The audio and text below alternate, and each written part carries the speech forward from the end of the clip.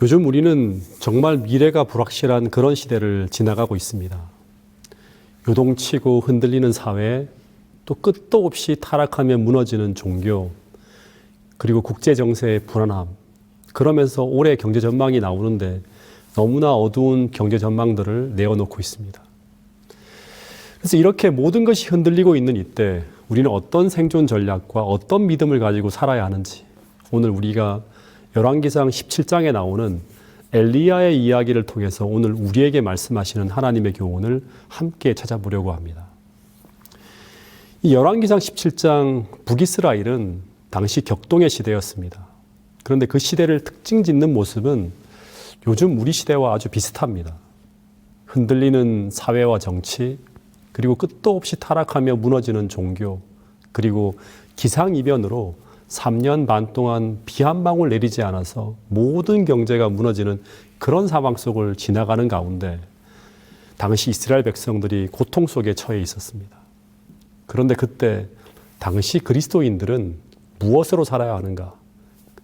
어떻게 살아야 되는지에 대한 어떤 한 모습을 보여주는 교훈이 담겨 있는 말씀이 바로 열왕기상 16장, 17장의 말씀들입니다.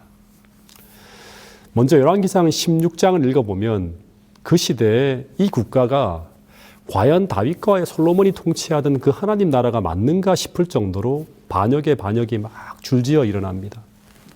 그러니까 막장 드라마와 같은 상황이 줄지어 쭉 일어나는 가운데, 그런데 그 막장 드라마의 끝판왕과 같은 인물이 16장 이야기의 끝에 등장합니다. 열왕기상 16장 29절부터 33절을 보면 아합이라고 하는 한 왕이 등장하는데, 근데 이 아합을 어떻게 표현하고 있는가 하면 그는 이전의 모든 사람보다 여호와 보시기에 악을 더욱 행하였다고 기록하고 있습니다. 그동안은 북이스라엘의 왕들이 대놓고 하나님을 대적하며 반대하지는 않았습니다. 우상 숭배를 하더라도 여호와를 섬기는 데서 약간 변질된 모습으로 우상을 갖다 놓고 이 존재가 우리 하나님이라고 하면서 섬긴다든가, 혹은 하나님을 경배하면서도 여러 우상들을 함께 갖다 놓은 약간 혼합 종교의 모습을 띄었지 대놓고 바알과 아스타로스를 섬기지는 않았는데, 그런데 이 아합은 국가적으로 바알과 아스타로스를 섬기기로 선택한 왕이 바로 아합입니다. 그러니까 국가적 배도의 길을 걸어가려고 했던 왕입니다. 그런데 이 아합으로 하여금 이런 악을 저지르게 하는데 결정적으로 기여한 사람이 누구인가 하면 바로 시돈 출신으로 아합과 결혼을 한 이세벨이라고 하는 인물입니다. 이 이세벨은 아합과 결혼을 하면서 이 북이스라엘을 바알을 섬기는 나라로 만들겠다고 하는 사명을 가지고 북이스라엘로 들어온 사람입니다. 그래서 이 여자는 아합과 결혼을 하자 바로 바알을 섬기는 선지자 450명과 아스타롯 신을 섬기는 선지자 400명을 이끌고 들어와서 이스라엘 곳곳에 산당을 짓고 우상을 세우면서 이스라엘 전체를 우상 숭배로 뒤덮어 버렸습니다. 여러분, 이스라엘이라는 나라는 하나님과 언약을 한 하나님 나라인데, 그런데 온 나라에 바알 숭배를 위한 산당이 지어지고 숲 곳곳에 바알 숭배를 위한 제물이 드려지고 있고 온 나라가 바알 숭배를 위한 구판이 벌어지고 있었습니다. 그런데 이런 국가적 배도가 일어나고 있는데도 이것이 죄라고 하는 소리가 거의 들려오지 않고 대부분의 이스라엘 백성들은 함께 동조하며 따라가고 있었습니다. 그런데 그 이유가 무엇 때문일까요? 그 이유는 물질적, 경제적 번영과 유익이 이런 일과 더불어서 뒤따르고 있었기 때문입니다. 그래서 아합 왕이 시돈 공주 이세벨과 불법적인 결혼을 한 것도 어떻게 본다고 하면 국제적인 동맹을 위해서 정략적으로 국가의 유익을 위해서 결혼했다고 할 수 있겠죠. 그래서 이런 일들을 통해서 국가가 잠시 번영을 하니 백성들과 신료들은 잠잠한 것입니다. 그런데 이렇게 나라가 끝없이 나락으로 떨어지고 있던 그때 열왕기상 16장 34절에 보면 세상에 갑자기 이런 일이 벌어졌다고 합니다. 열왕기상 16장 34절 말씀을 보겠습니다. 그 시대에 베델 사람 히엘이 여리고를 건축하였는데 그가 그 터를 쌓을 때 맏아들 아비람을 잃었고 그 성문을 세울 때 막내 아들 수굽을 잃었으니 여호와께서 눈의 아들 여호수아를 통하여 하신 말씀과 같이 되었더라. 당시 하나님의 뜻을 행해야 될 왕이 이방 여인과 결혼을 하여서 대담하게 우상 숭배를 벌이고 있고, 그리고 사람들은 하나님의 율법을 버리고 대담하게 바알을 숭배하는 죄에 다 동참합니다. 그런데 이런 일이 벌어지고 있는데 세상에 하나님이 계시다면 하나님이 진노하셔야 되는데, 그런데 아무런 일도 벌어지지 않는 것입니다. 다시 말해서 하나님의 율법을 떠나 악하게 사는 사람들이 아무 탈 없이 잘 먹고 잘 사는 것처럼 보이는 것입니다.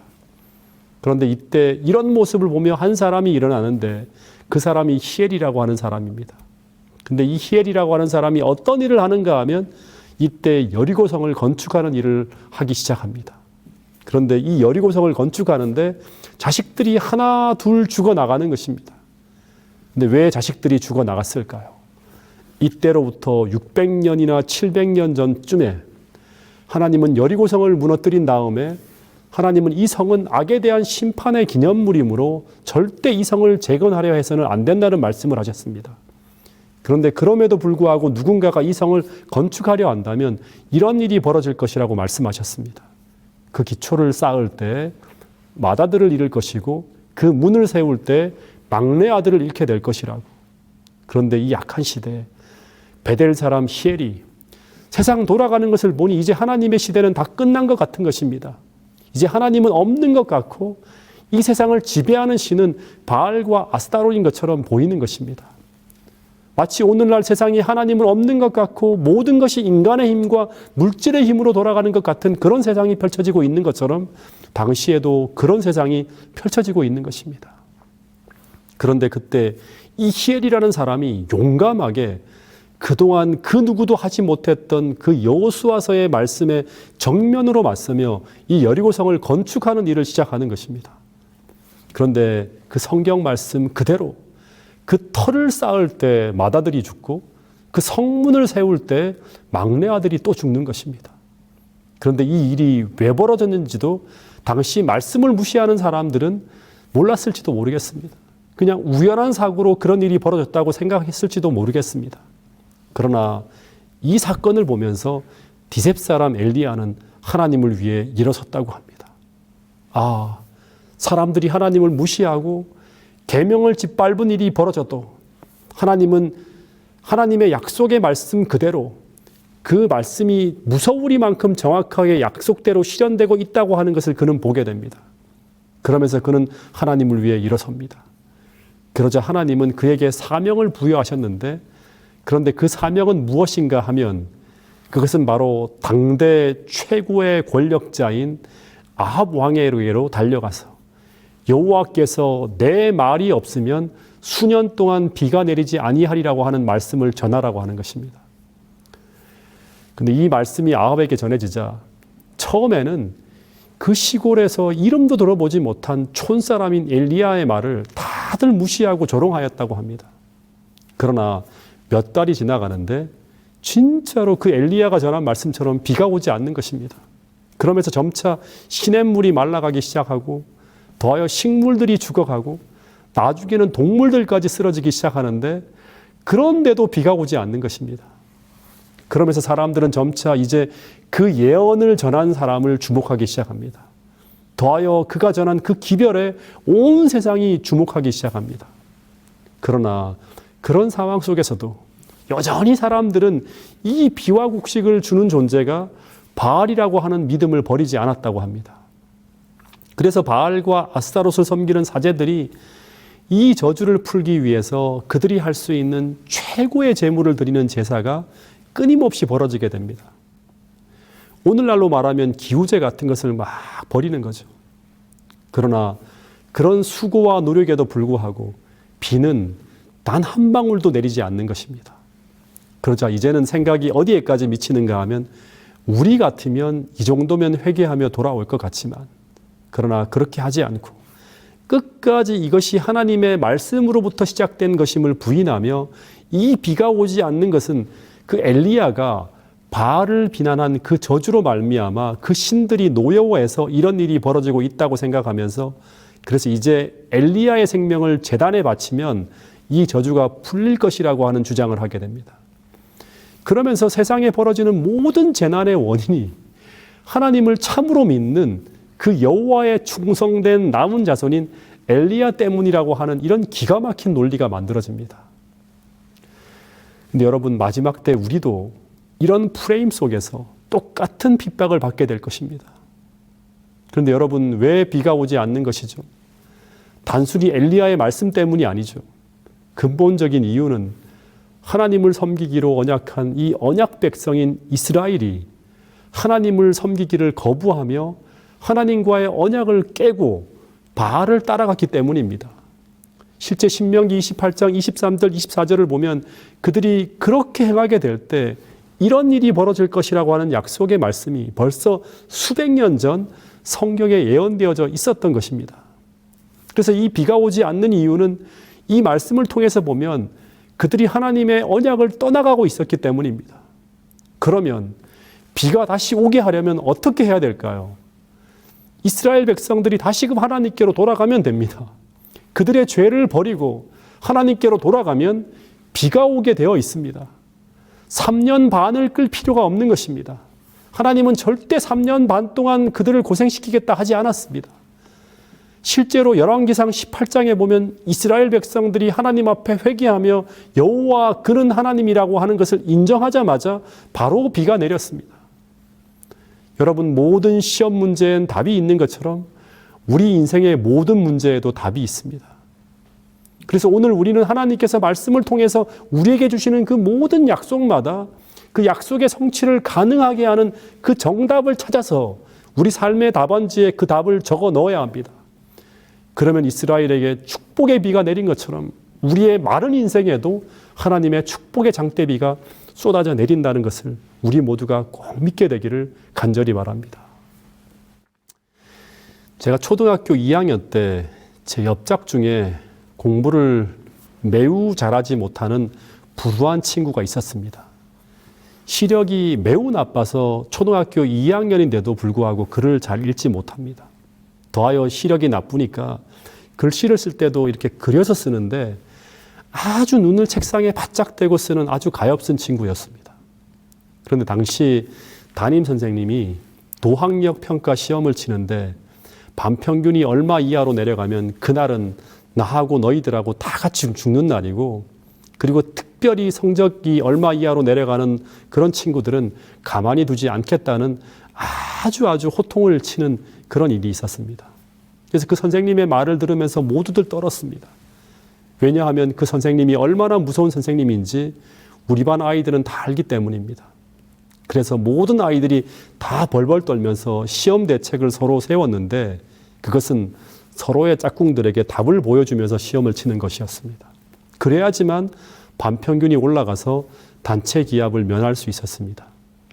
그래서 시험을 치는데 제 짝꿍에게 제가 최대한 제 시험지가 아주 잘 보이는 곳에 두고, 그리고 답도 아주 잘 보이게 큰 글씨로 써놓고 완벽하게 보게 해주는데도, 그런데도 이 친구의 시력이 워낙 나쁘고 또 글을 잘 읽을 줄 모르니까 한참을 계속 시험지를 쳐다보다가 고개를 갸우뚱갸우뚱 하더니 답안지에다가 답을 쓰는데 보여주는 족족 다 엉뚱하게 답을 쓰는 것입니다.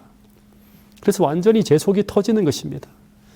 그렇게 글씨를 크게 써도, 그렇게 잘 보이는 데다가 두어도 매번 엉뚱한 답을 쓰고 있는 것입니다. 그런데 여러분, 우리도 마찬가지라고 하는 것입니다.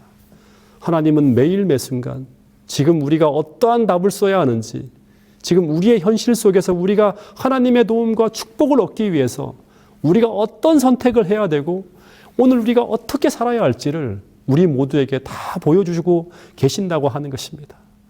성경을 열기만 하면, 기도하면, 성령의 호소에 귀를 기울이기만 하면 우리는 매일매일 우리 삶의 문제에 대한 하나님의 정확한 답을 다 찾을 수가 있습니다. 다시 말해, 그 하나님이 보여주시는 우리 삶의 정답들이 성경 말씀을 통해서, 삶에 벌어지는 사건들을 통해서, 우리의 양심을 통해서 다 보여주시고 계신다고 하는 것입니다. 그런데 우리의 영적 시력이 워낙 나빠서, 다시 말해 우리의 영혼이 워낙 어둡고 둔해서 우리는 그 정확한 답을 보지 못한다고 하는 것입니다.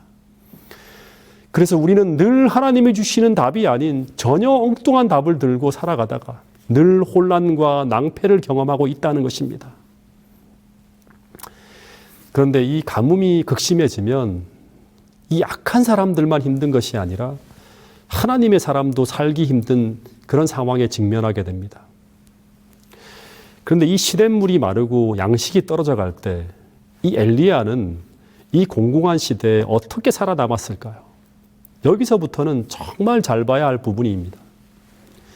이것은 미래에 우리가 야곱의 환난을 경험하게 될 때 그때 우리의 생존 전략이 담긴 말씀이 바로 이 부분이 아닐까 하는 생각이 듭니다.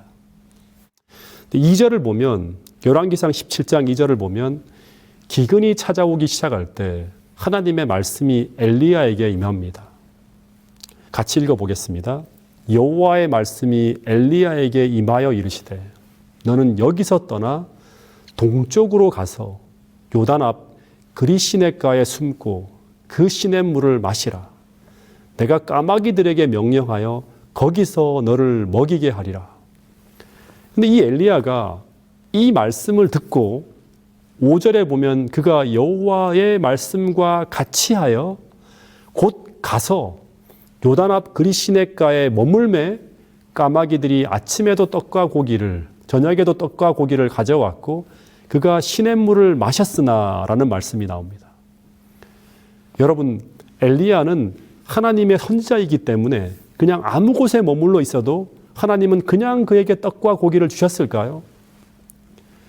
만약에 하나님의 말씀이 그가 생존할 수 있는 곳으로 가라고 지시를 했는데 만일 엘리야가 생각하기를 지금 세상에 물이 다 마르고 있는데 그리 시냇가라도 별 수 있겠어라는 생각으로 그냥 그 자리에 머물러 있었다면 그에게 어떤 일이 벌어졌을까요? 그는 이 기적적인 하나님의 보호와 돌보심을 받지 못했을 것입니다. 여러분, 우리는 언제나 하나님과 동행하는 믿음을 연습해야 합니다.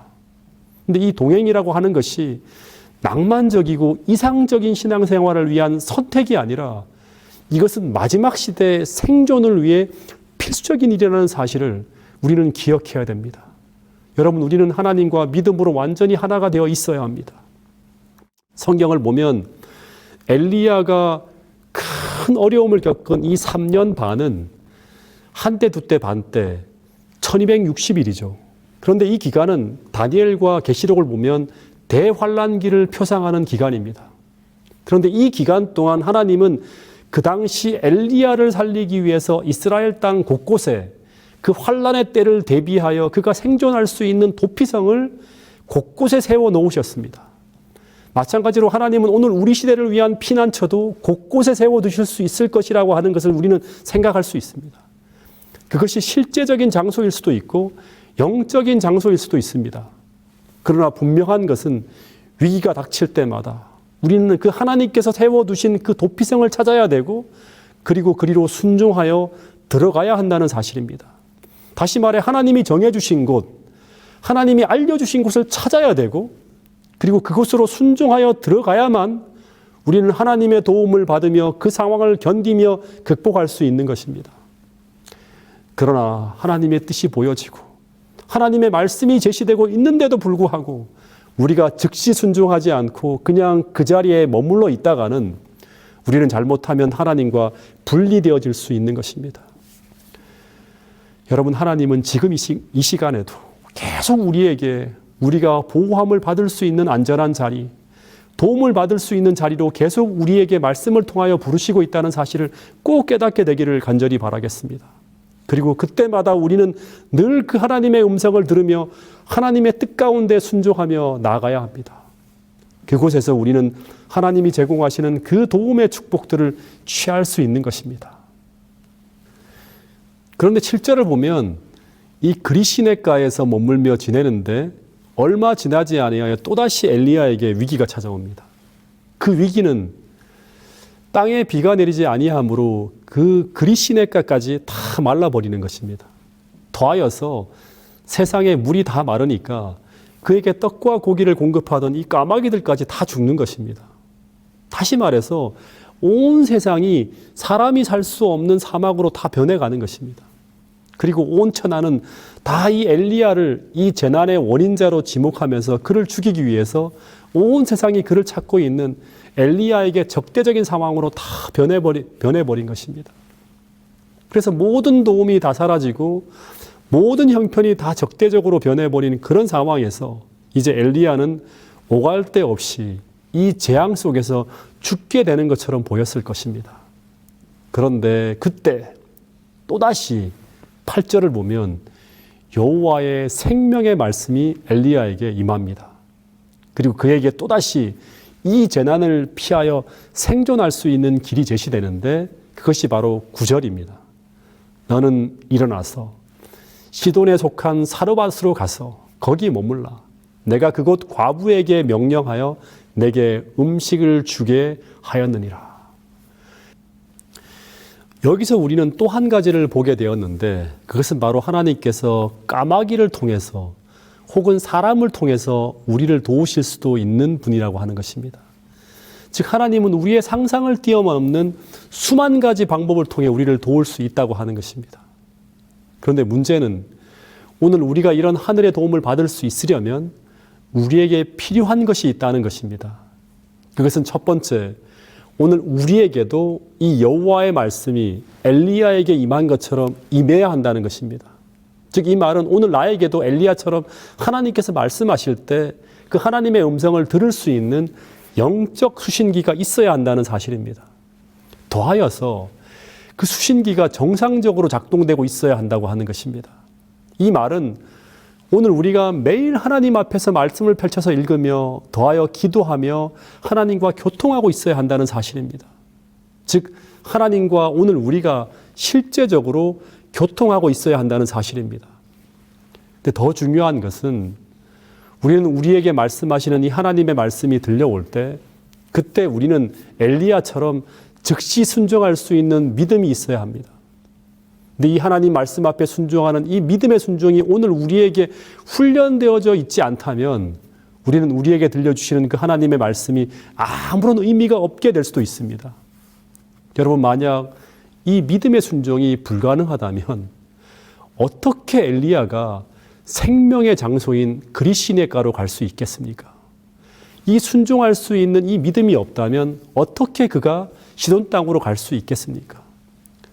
오늘 우리 삶에 마찬가지로 이 믿음의 순종이 훈련되어져 있지 않다면 우리에게 제시되어지는 그 하나님의 생명의 말씀이 우리에게는 전혀 유익이 될 수 없을 수도 있다는 사실을 우리 모두가 기억할 수 있게 되기를 간절히 바라겠습니다.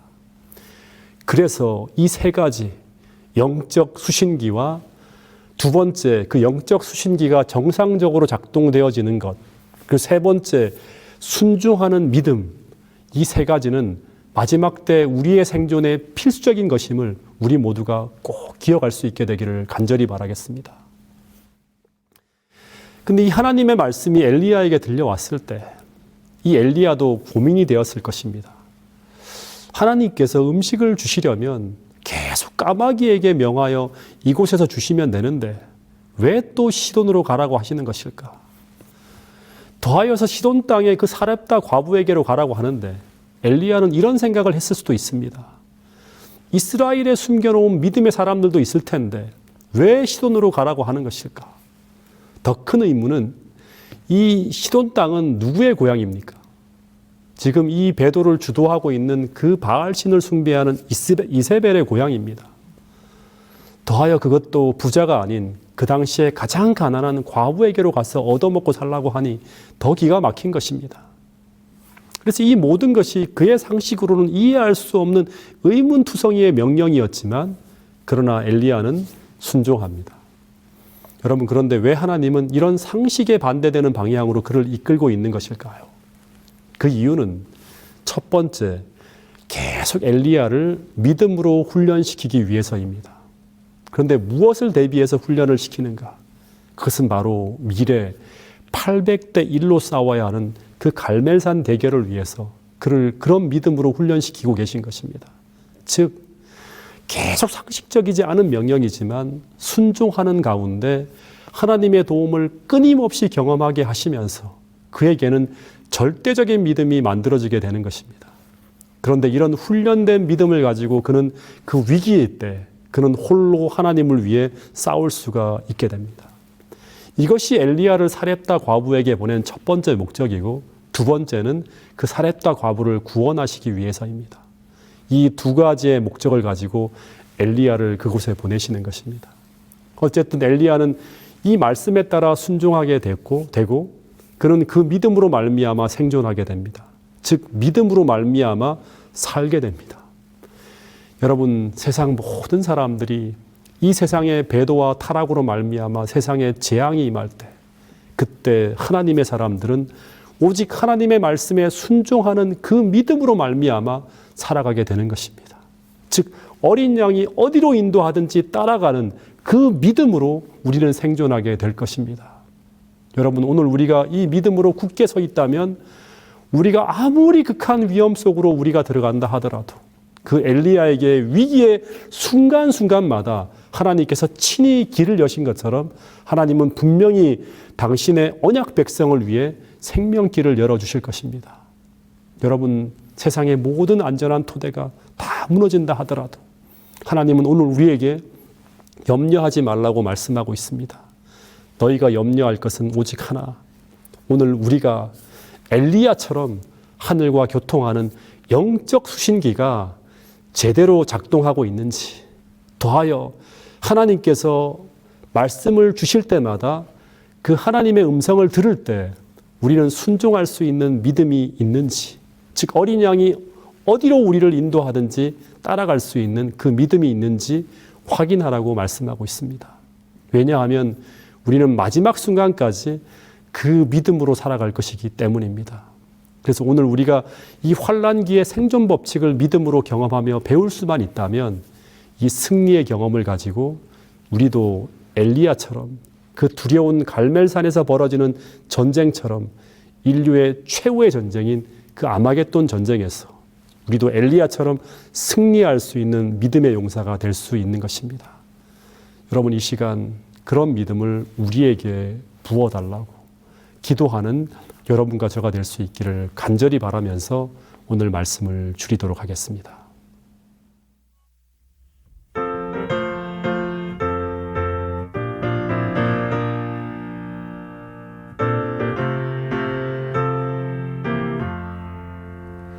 주의 음성을 내가 들으니 사랑함이 넘치네. 믿는 마음으로 주께 가오니 받아주심 빕니다. 내가 매일 더욱 가까이 십자가로 가오니 곳에 주의 보혈 흘린 그곳에 나를 인도하소서. 주의 넓으신 은혜 힘입어 주를 섬겨 일하고 나의 품은 뜻 주의 뜻같이 되게 하여 주소서. 내가 매일 더욱 가까이 십자가로 가오니 곳에 주의 보혈 흘린 그곳에 나를 인도하소서. 주의 안에서 얻는 기쁨은 헤아릴 수 없으며 우리 구주의 넓은 사랑은 증량할 자 없도다. 내가 매일 더욱 가까이 십자가로 가오니 곳에 주의 보혈 흘린 그곳에 나를 인도하소서.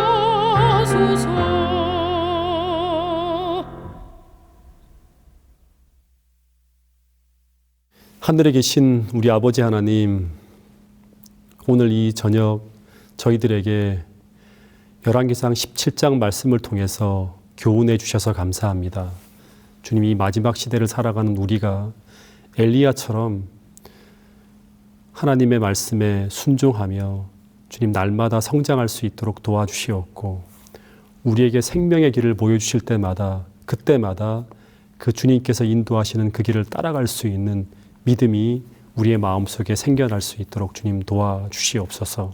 그리하여 마지막 순간까지 어린 양이 어디로 인도하든지 따라갈 수 있는 그 믿음의 사람으로 서게 되어서 주님과 함께 그 하늘 성산에서 영원히 살 수 있는 우리 모두가 될 수 있도록 축복해 주시옵기를 예수님 이름으로 기도드렸습니다.